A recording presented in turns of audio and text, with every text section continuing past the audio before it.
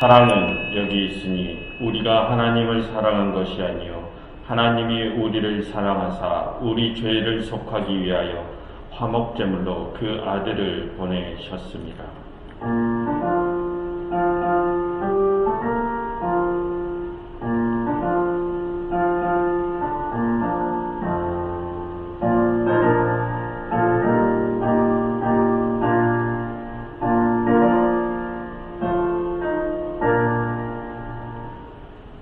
선과 악을 심판하시는 하나님, 하나님께서는 저희를 사랑하사 저희의 죄를 속하시기 위하여 이 땅에 하나님의 아들을 화목제물로 보내셨습니다.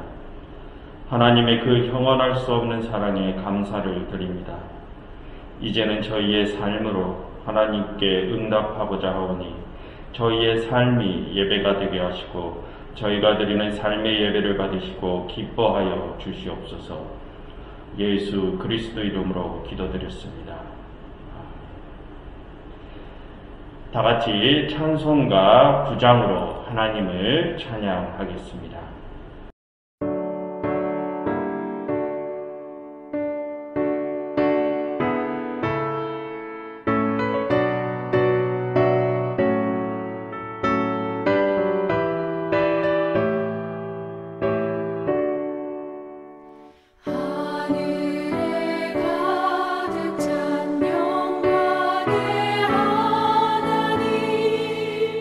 온 땅에 충만한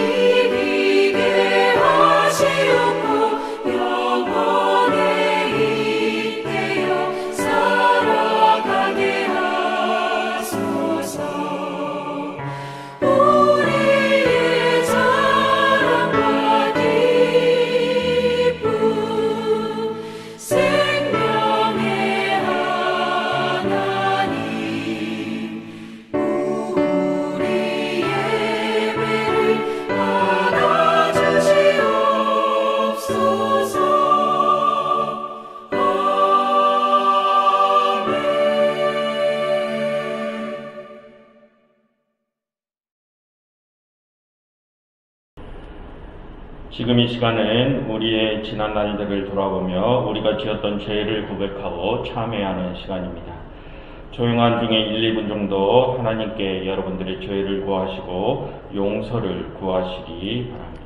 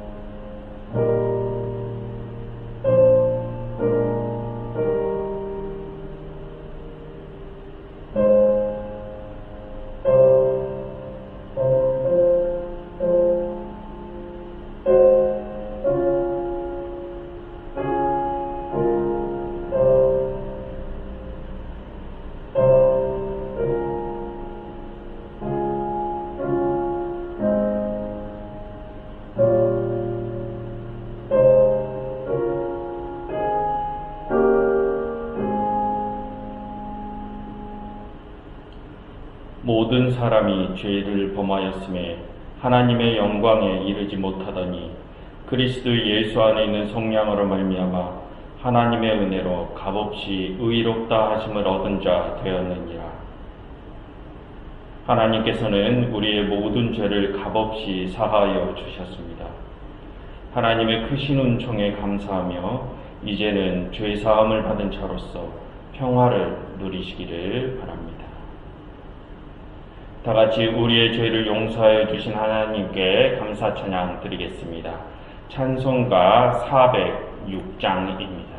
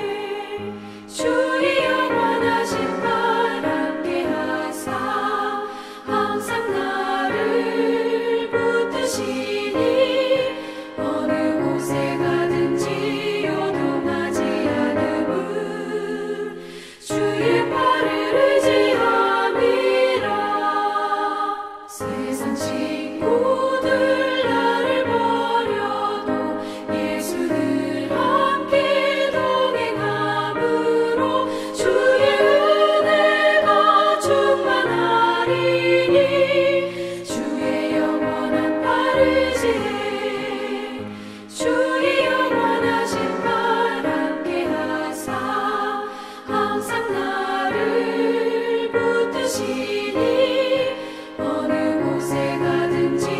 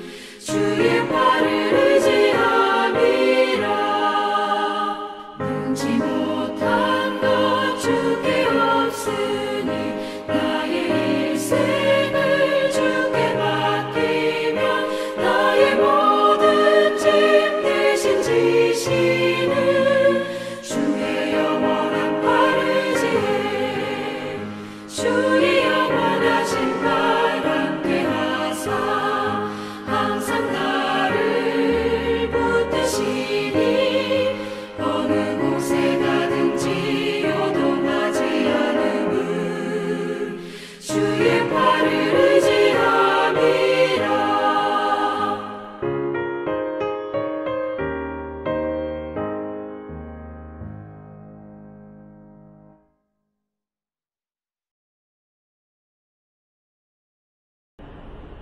다 함께 사도신경으로 우리의 신앙을 고백하겠습니다.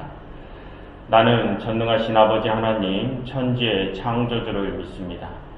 나는 그의 유일하신 아들 우리 주 예수 그리스도를 믿습니다.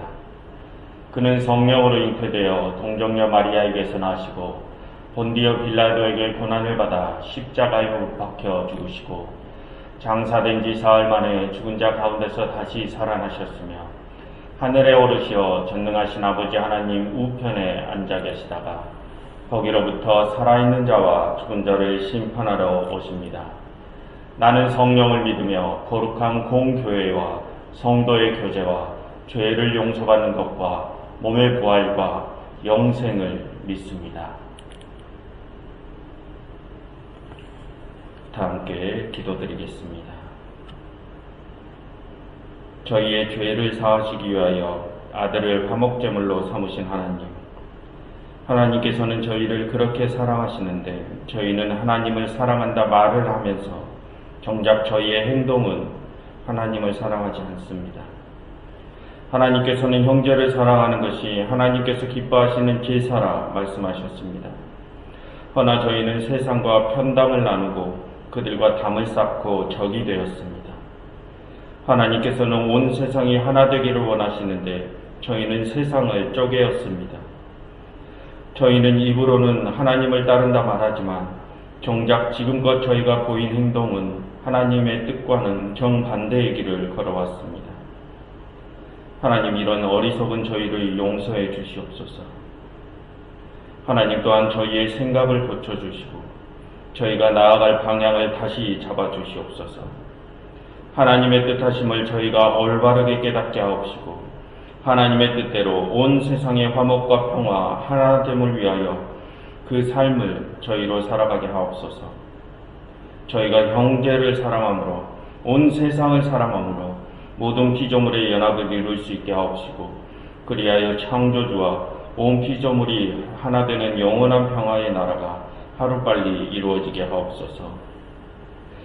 저희의 개인적인 사고를 변화시켜 주시옵고 나 자신이 아니라 온 세상을 먼저 생각하는 저희가 되게 하옵소서. 하나님께서는 저희만이 아니라 온 세상을 위하여 당신의 아들을 화목제물로 보내셨습니다. 하나님, 저희로 그 뜻을 저희 가슴 깊이 새기게 하옵시고 저희가 온 세상을 품을 수 있게 하옵소서. 예수 그리스도 이름으로 기도드렸습니다.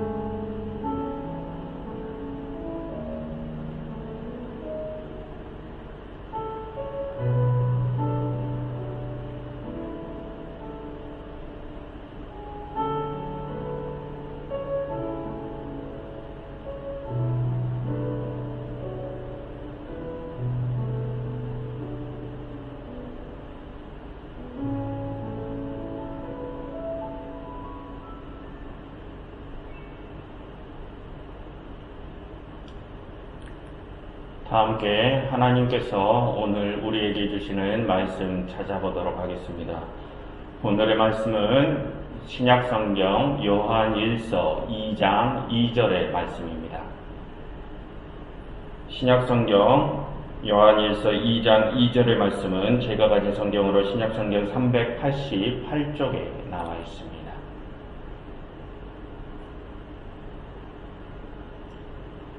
제가 봉독하겠습니다.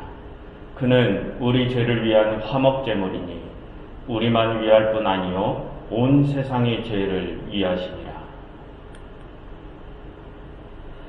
오늘 주신 말씀에 찬송가 200장 2절로 응답 찬양 드리겠습니다.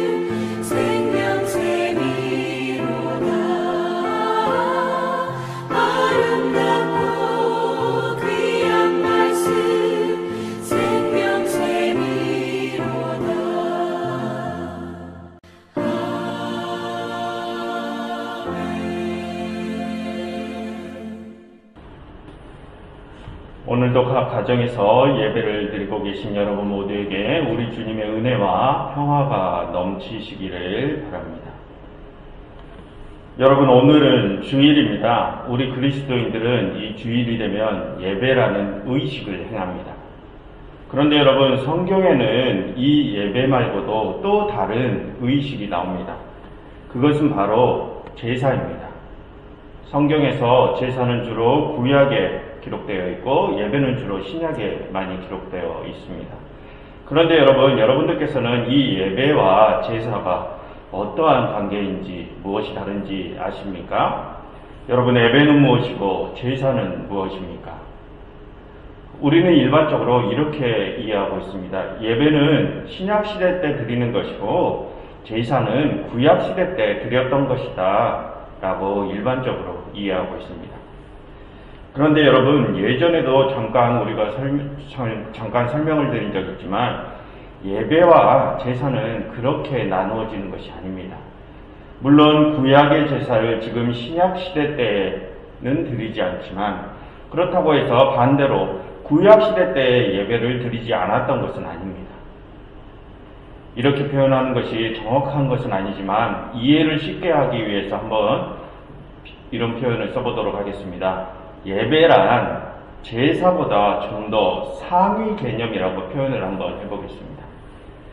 여러분, 예배란 하나님께서 세상을 창조하신 것, 그리고 인간이 하나님을 배역하였기 때문에 예수 그리스도께서 십자가를 지신 것, 그 십자가 사건으로 하나님께서 사람들을 재구속하시는 것, 그래서 하나님과 우리와 영원히 하나 되는 것, 이 모든 세상의 역사를 다시 재현하는 것을 예배라고 한다고 말씀을 드린 적이 있습니다.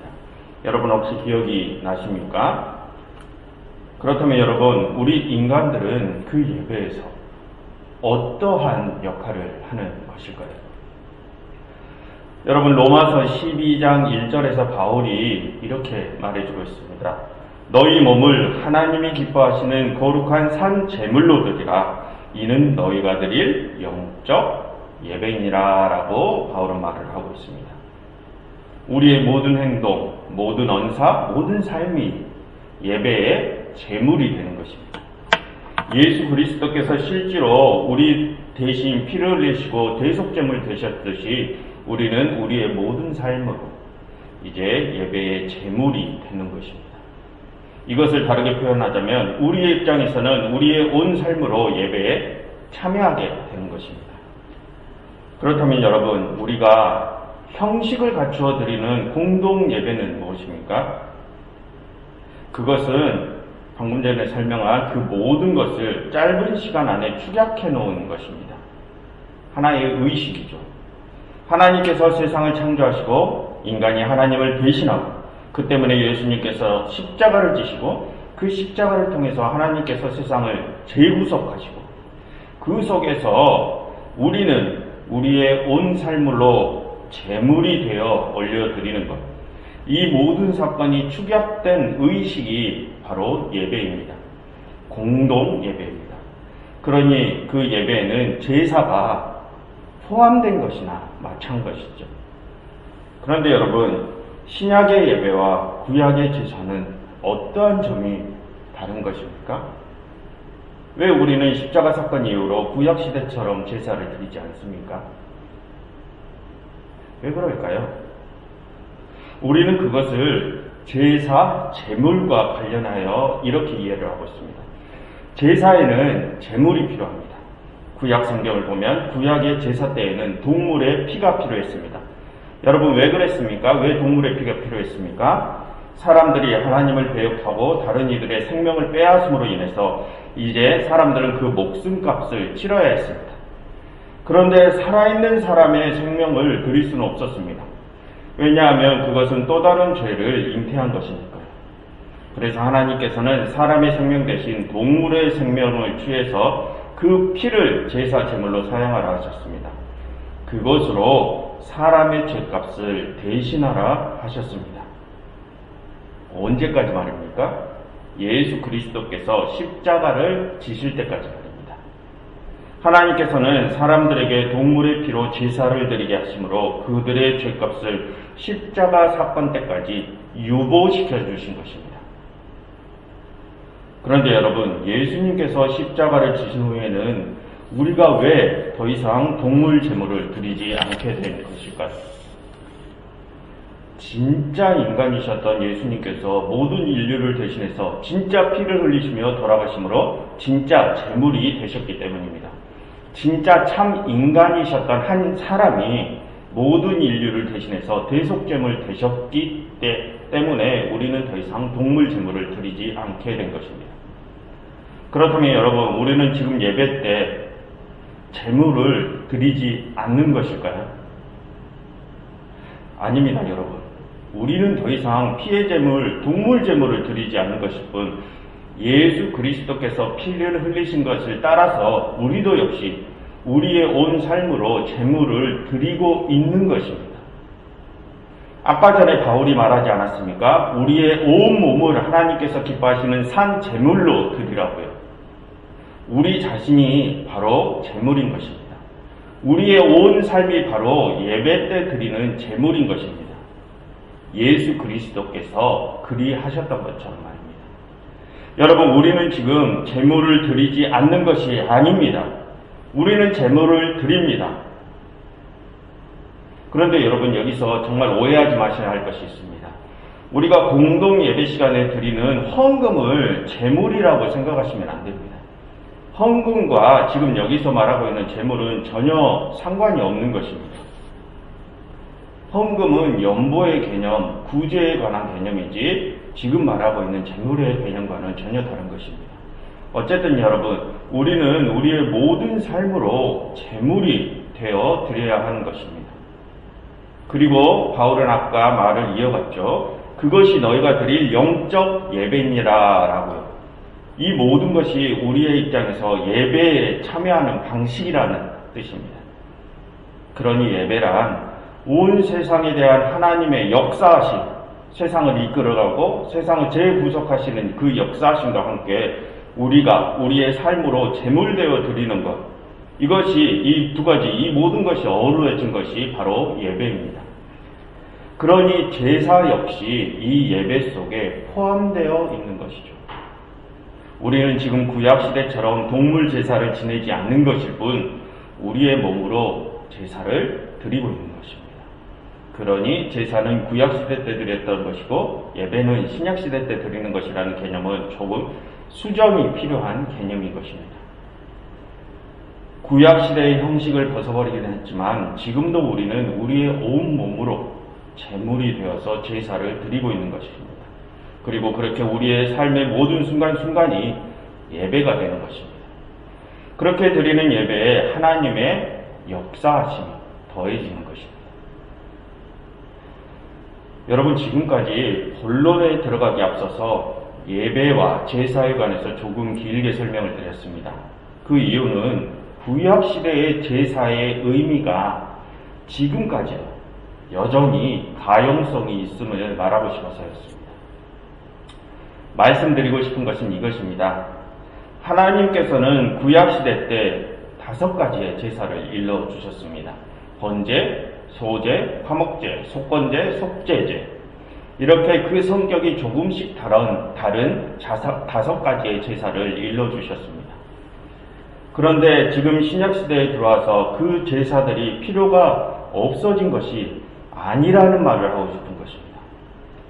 설교 초반부터 계속해서 말씀을 드리고 있지만 제사는 그 표현하는 모습만 바뀌었을 뿐이지 지금 신약시대에서도 계속 이어지고 있습니다.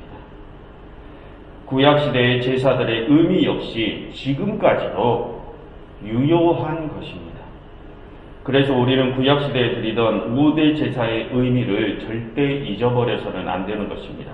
이 말씀을 드리고자 서론을 길게 말씀을 드린 것입니다.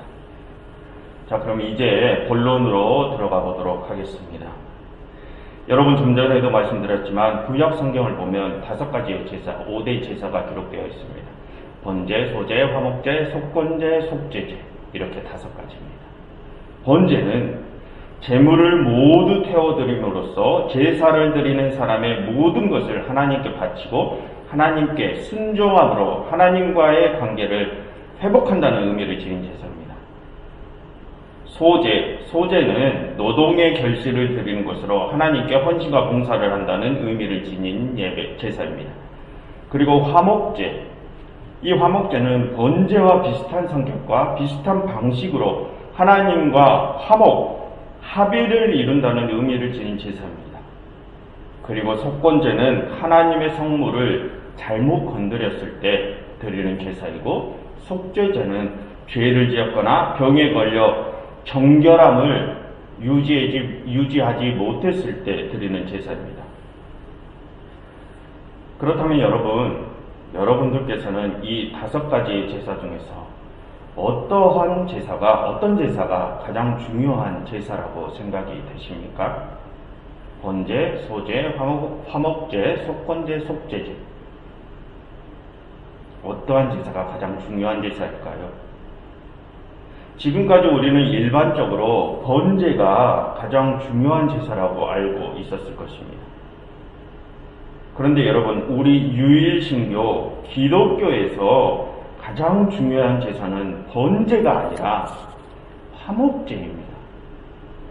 하나님과의 화목을 이루는 제사, 하나님과의 연합을 이루는 제사가 가장 중요하고 가장 우선시 되는 제사입니다.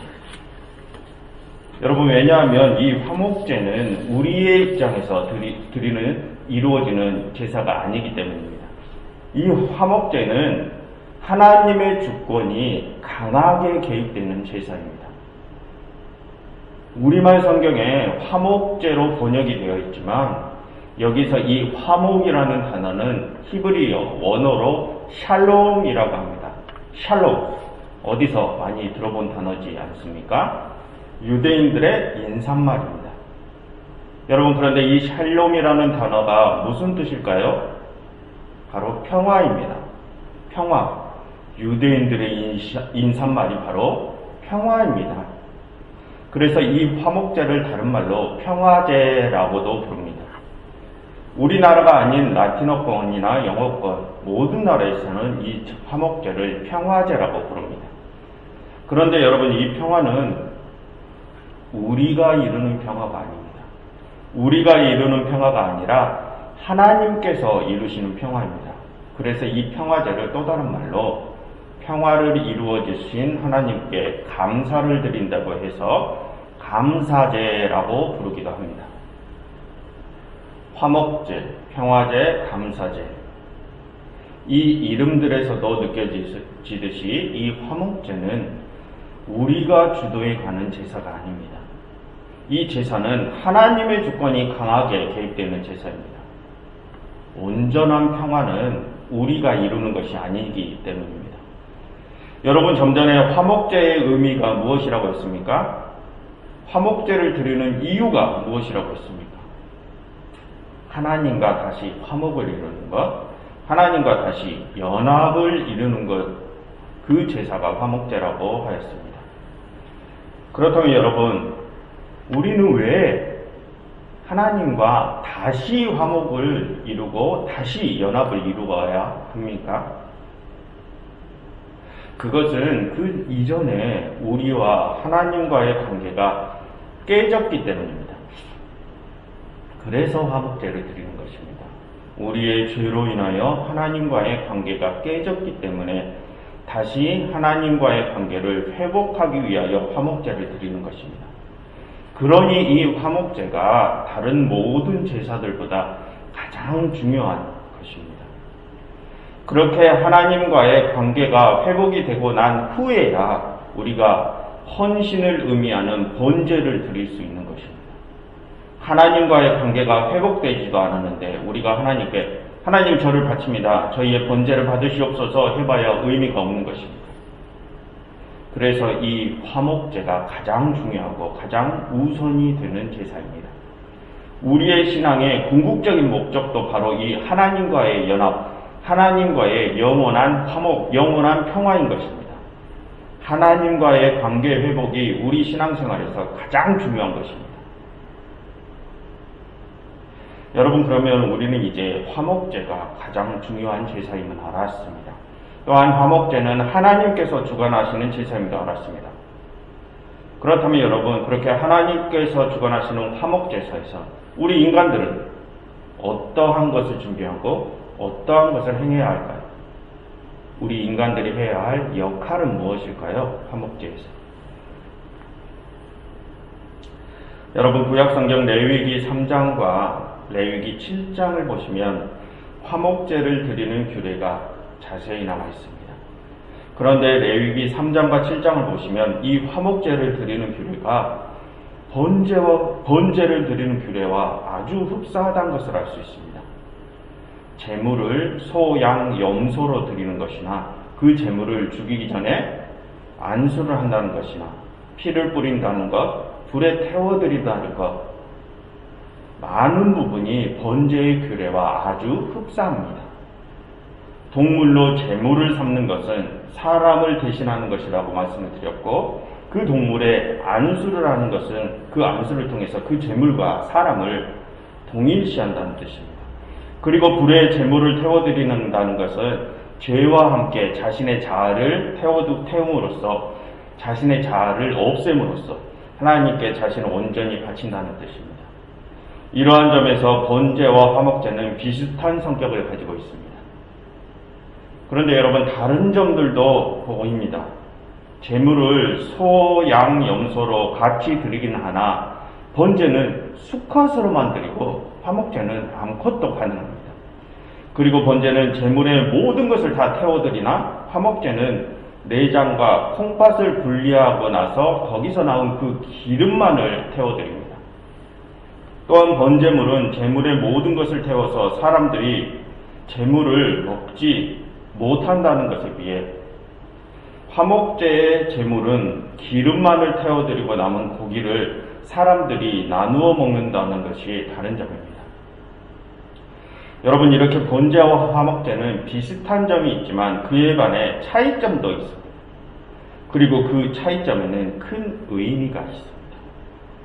좀 전에 말씀드린 바와 같이 번제는 제물의 모든 것을 다 태워드림으로써 제사를 드리는 자가 하나님께 자신의 모든 것을 바치겠다, 온전한 헌신을 보이겠다는 의미를 지닌다고 하였습니다. 그런데 화목제는 모든 것을 다 태워드리지는 않습니다. 기름만을 태워드리고 나머지 고기는 모두가 나누어 먹습니다. 여러분, 이것이 무슨 뜻일까요?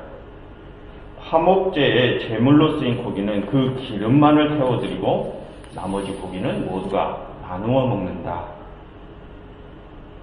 이것은 이웃과 함께 모든 것을 나누라는 하나님의 뜻입니다. 즉 하나님께서 기뻐하시는 제사는 모두 함께 나누는 제사라는 뜻입니다. 여러분, 이것은 신약성경 히브리서 13장을 보시면 잘 설명이 되어 있습니다. 히브리서 13장에서는 하나님이 기뻐하시는 제사라는 소제목이 붙어 있습니다. 그리고 1절에서부터 형제 사랑이라는 말을 강조합니다.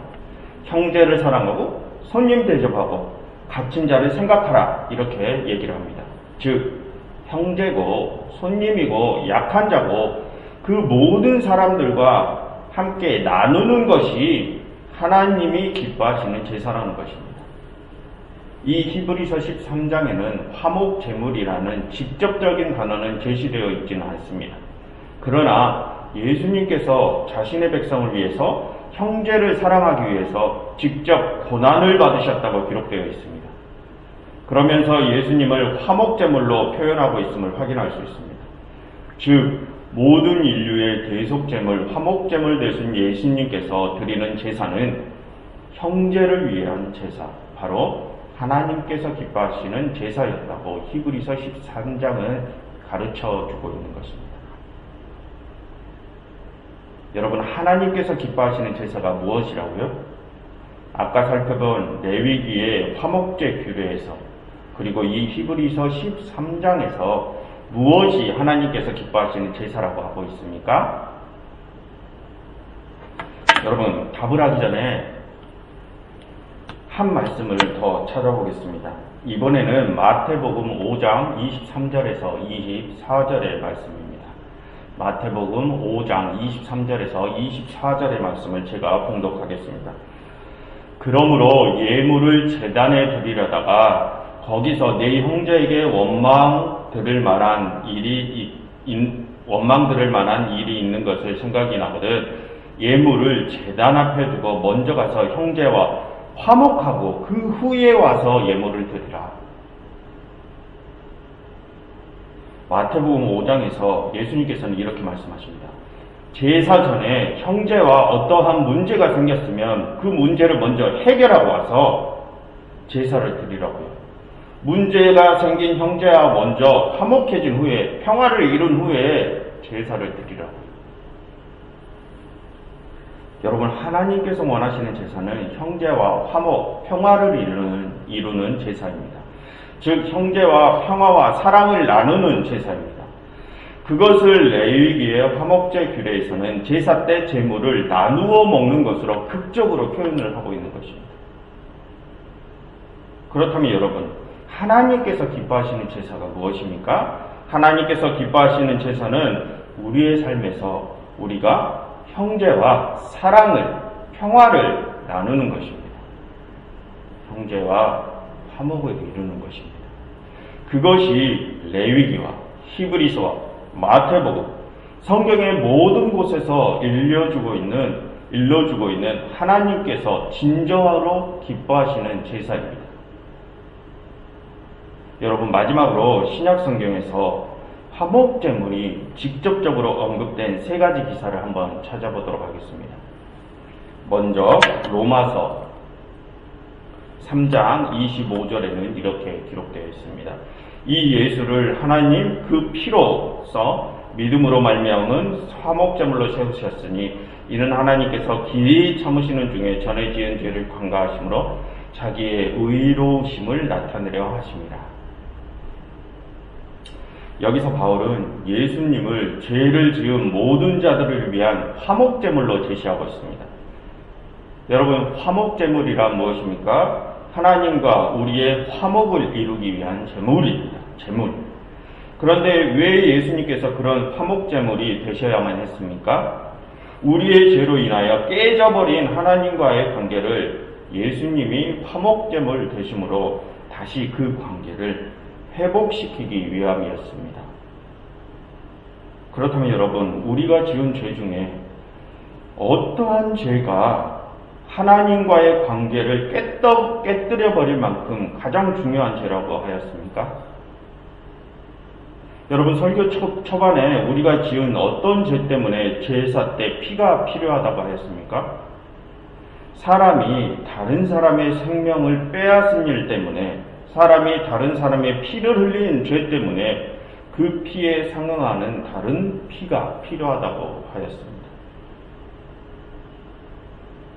여러분, 우리는 우리의 형제들을 미워하며 지낼 때가 많지 않습니까?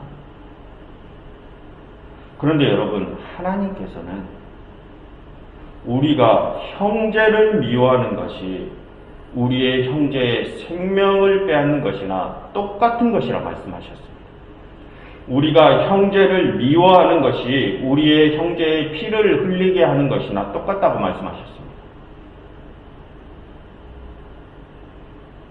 즉, 그것이 우리가 지은 죄 중에 가장 중한 죄라는 것입니다. 우리가 형제를 미워하는 것 때문에 우리가 형제를 죽이게 되고, 우리가 형제를 미워하는 것 때문에 제사 때 피가 필요하게 된 것입니다.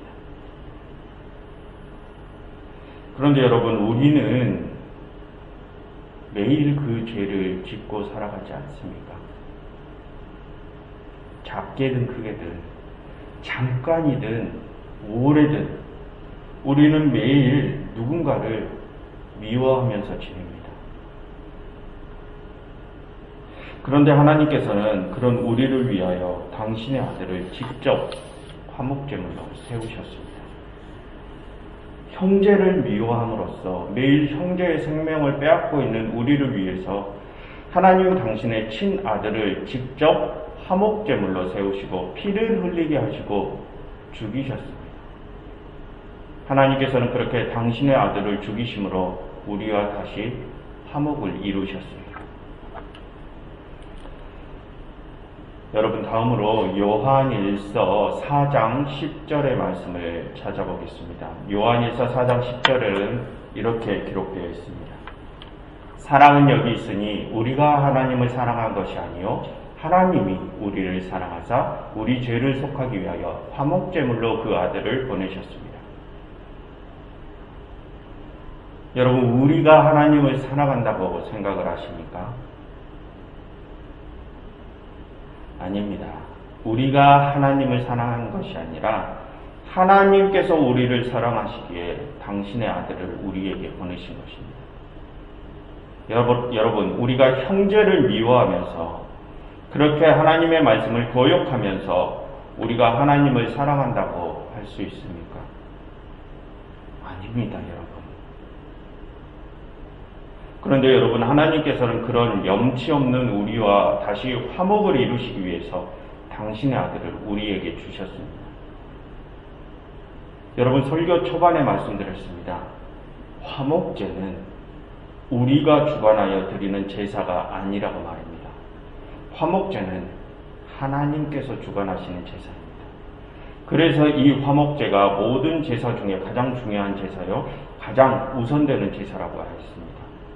이 화목제가 있기에 우리가 다시 하나님 앞에 설 수 있는 것입니다.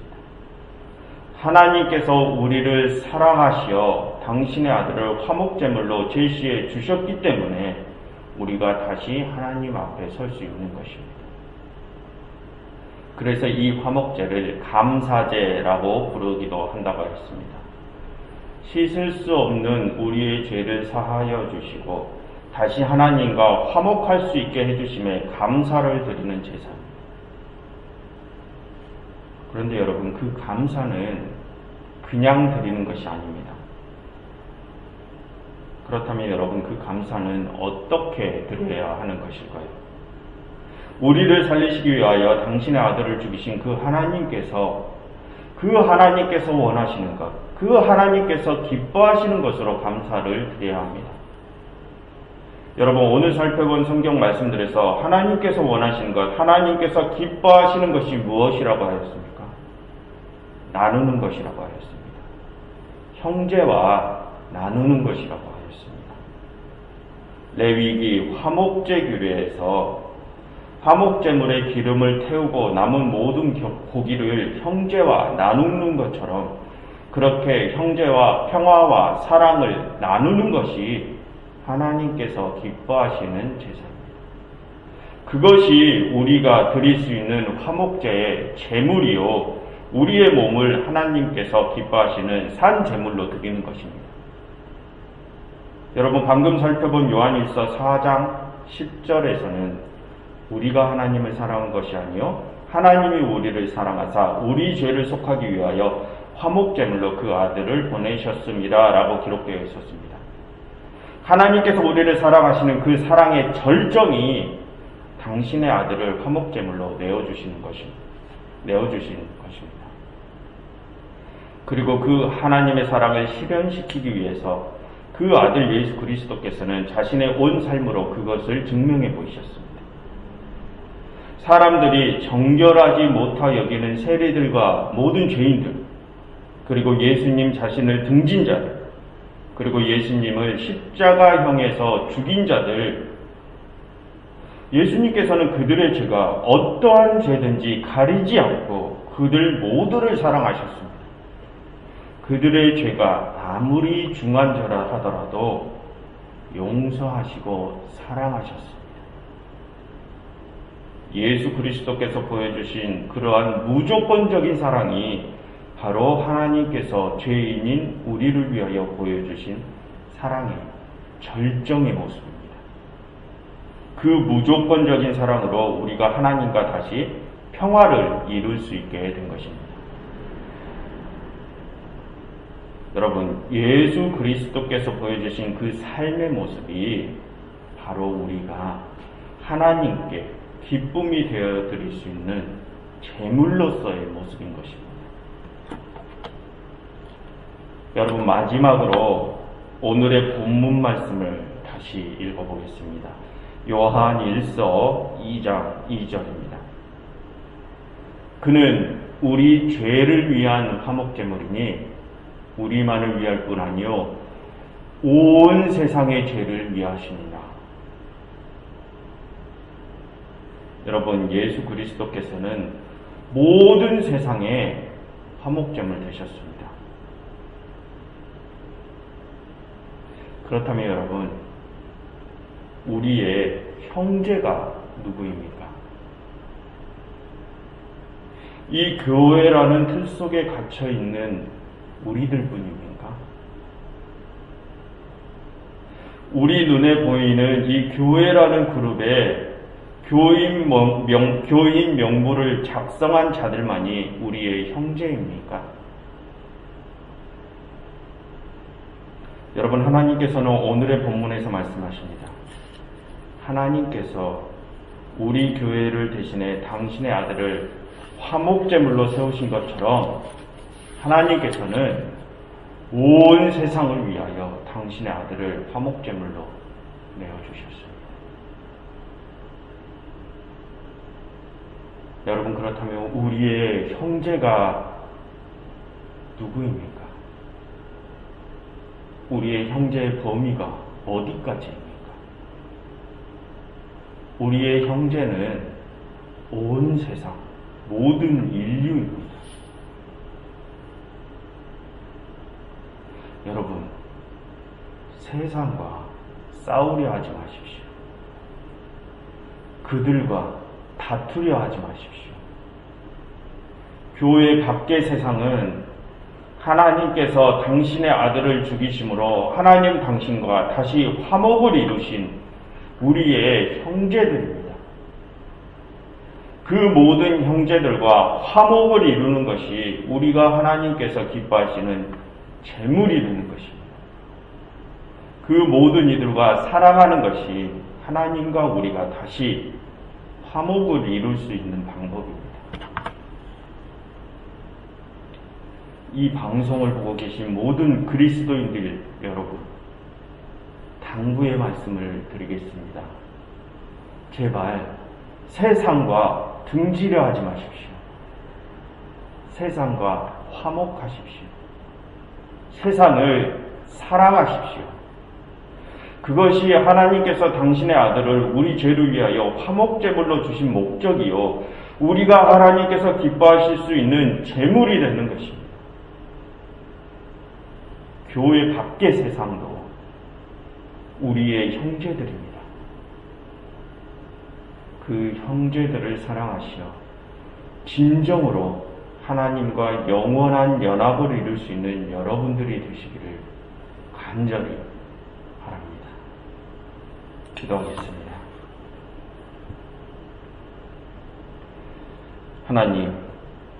하나님께서는 저희의 죄를 사하시고 저희와 다시 화목을 이루시기 위하여 당신의 아들을 화목제물로 주셨습니다.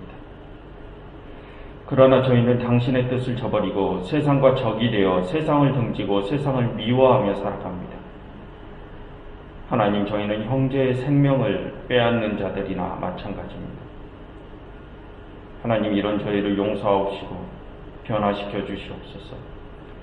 하나님, 저희로 형제를 다시 사랑할 수 있게 저희의 마음을 조정하옵시고 온 세상을 품을 수 있는 그리스도의 마음을 심어 주시옵소서. 하나님께서는 태초에 세상을 창조하실 때 모든 만물이 서로 화목함으로 그 모습을 기뻐하셨습니다. 하나님께서는 그 태초의 모습으로 이 세상을 다시 만들어 가심을 저희가 알고 있습니다. 하나님의 그 크신 역사를 위하여 저희가 하나님의 뜻을 잘 깨닫게 하옵시고 하나님의 그 뜻에 동참할 수 있는 진정한 하나님의 조력자가 되게 하옵소서. 예수 그리스도 이름으로 기도드렸습니다. 다 함께 나아감의 찬양 드리겠습니다. 찬송가 476장입니다.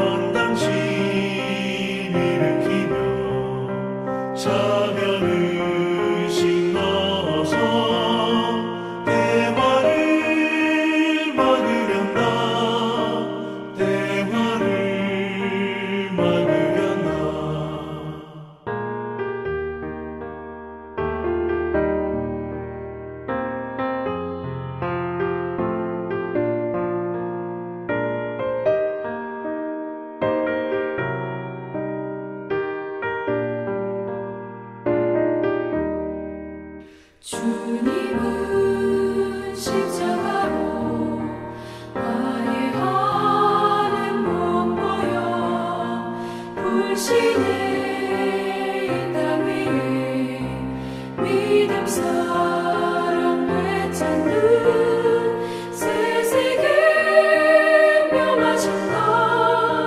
새 세계 명하신다.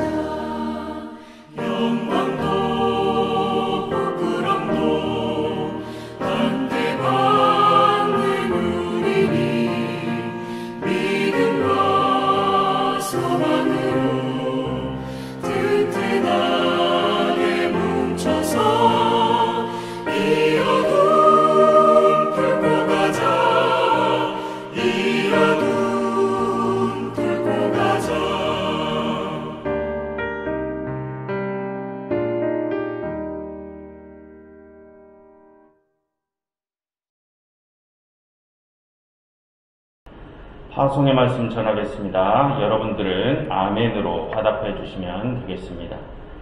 사랑하는 교우 여러분, 이 시간 우리는 하나님의 은혜로 말미암아 옛 사람을 벗고 새 사람이 되었습니다. 이제 우리는 그 새 사람의 몸을 입고 세상으로 나아갑니다. 온 세상을 위하여 화목제물 되신 그리스도를 본받아 모든 이들과 화목하시어 하나님께서 기뻐하시는 산 제물 되시기를 바랍니다.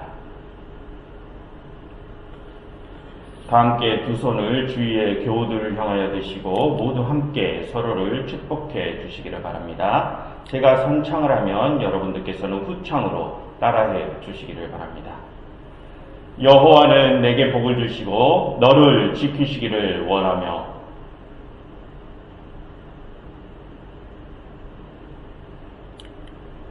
여호와는 그의 얼굴을 내게 비추사 은혜 베푸시기를 원하며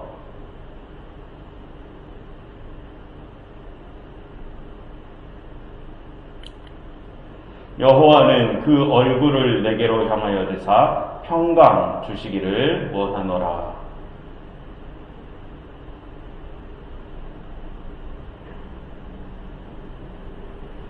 감사합니다. 이상으로 2021년 2월 14일 주일 예배를 마치도록 하겠습니다. 감사합니다.